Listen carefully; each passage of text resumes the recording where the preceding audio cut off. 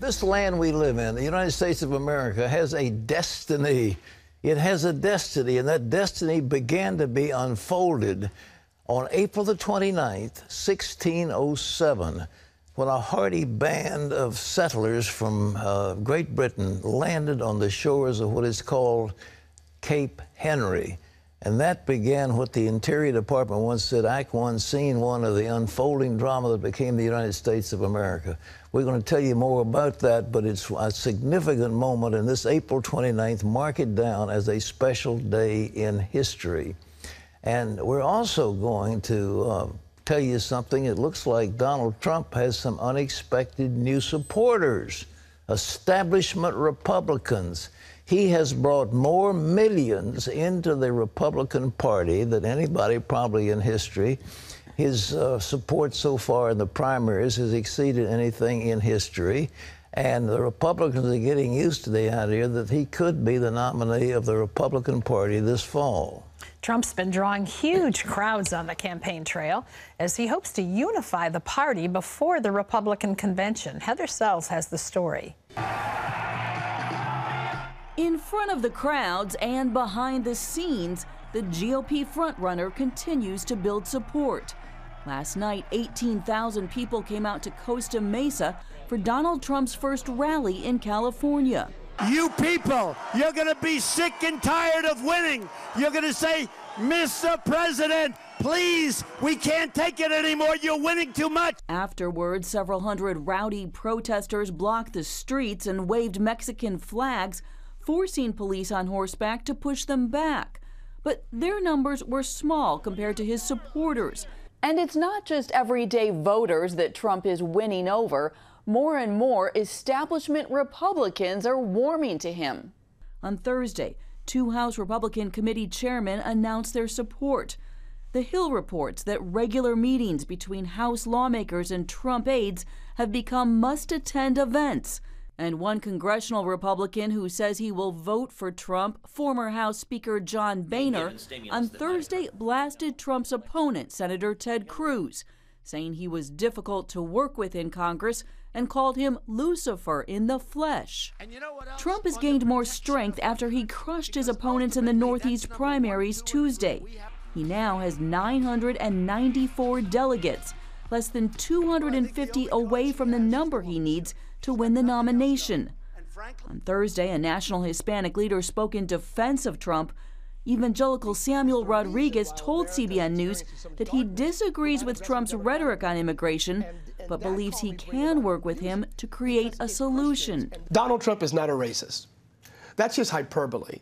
That's hyperbole from the liberal media for the purpose of attempting to paint a fascist sort of racist moniker on Donald Trump that I do not believe is accurate whatsoever. I don't believe Donald Trump has a bit of racism at all. With comments like that, Trump may be able to show he can reach out to new voters. If he continues to win more primaries and gain more support from Republican leaders, some analysts believe he could begin to unify the party in the weeks ahead. Heather Sells, CBN News. Well, I'm sure the Republicans are rejoicing. At the same time, the Democrats are still a little bit on tenterhooks, wondering is their front runner going to be indicted? Is there going to be a federal grand jury, which they must impanel? And if the jury comes out and says that we think she should be indicted, that's pretty serious. And then they're talking about, well, would Joe Biden slip in at the last minute to be the Democrat nominee? That's going to be confusing. And, well, if Trump can unify the Republican Party, they've got it made, because they have, in the districts, the smaller districts, the congressional districts and also the legislative districts, the Republicans have managed to get an overwhelming majority. And if the front runner, head of the ticket, could win and sweep the table, then the rest of them are going to be incredible. That would give the Republicans the White House, the Senate, the House of Representatives, and of course with Supreme Court vacancies, they would be able to nominate their men or women to the Supreme Court. And it would be an incredible shift. Well, what's also incredible, this country needs more than anything else a spiritual revival. We need a huge spiritual revival. And Good news is coming out of the mountain state of West Virginia. John Jessup has that story. That's right, Pat. Reports are pouring in of a spiritual awakening that started in a local church and is now touching the entire region. Our own Wendy Griffith traveled back to her hometown of Williamson, West Virginia, and brings us the story of this remarkable revival. There's a new sound coming forth from the hills of southern West Virginia, a sound many prophets have foretold, but haven't heard until now. For the past 3 weeks, the large sports complex in the small coal mining town of Williamson, West Virginia, has been filled to the rafters with people crying out for God. It all started when Tennessee evangelist Matt Hartley visited a local church for what was supposed to be a 3-day revival service, but it just kept going. This is not man-made, charismatic, hyper-spiritual. This is the presence of God that is overwhelming us, that is being released upon hungry people that are tired of just stagnant Christianity and safe church. They want Jesus more than anything else, and that's why they're here. Hartley also spoke at the local high school, where revival seemed to break out among the students. 400 to 450 students got saved at Mingo Central through Matt Hartley coming in and speaking at a voluntary prayer club meeting. It has just went from school to school, from youth group to youth group. Denominational barriers have just been cast down, and we've just had a great spirit of unity. In the 1980s, this field house is where I helped cheer on the Williamson Wolfpack basketball team to victory. Great memories. But today, it's the only place big enough to hold what many say is the greatest spiritual awakening in southern West Virginia history. We could not have done any of this if we wanted to. We've had so many different revival services, so many, special services, and nothing like this. This is true awakening. Endicott says prayer plus desperation has paved the way for this spiritual breakthrough, especially among the young people. Oh my gosh, it's amazing. I've never seen something like this happen where just the young people get on fire, and it's really cool to come to church, and it's really cool to worship God, and nobody's judging you or saying anything about it because they're all with you. We're starting to have prayer circles at school before school, and we're reading and having Bible studies at school. Others, like Erica Priest of Lenore, are seeing God answer very specific prayers. My husband just got saved this morning. I've been praying for him for months, and he'll be baptized this Sunday. He got saved this morning, on a Monday morning? On a Monday morning at work with other men that are Christians that he works with. Hartley believes the sound of revival, now being heard in these West Virginia mountains, has the potential to spread around the world. I believe God has preserved this state for the end-time awakening that's coming to America. I believe that this is the beginning of where it happens, and it's going to spread as a wildfire throughout the nations of this world, that Jesus is going to be exalted, and the more Jesus is exalted, the more the river of God is going to flow, and we have not seen anything yet to what God is releasing. Wendy Griffith, CBN News, Mingo County, West Virginia. Thanks, Wendy. Pat, something exciting is happening there in wild and wonderful West Virginia. It is so pure. That's the thing about it. It's pure. It's not hype. It's not some phony, trumped-up thing. I shouldn't use that term. It's just some phony thing.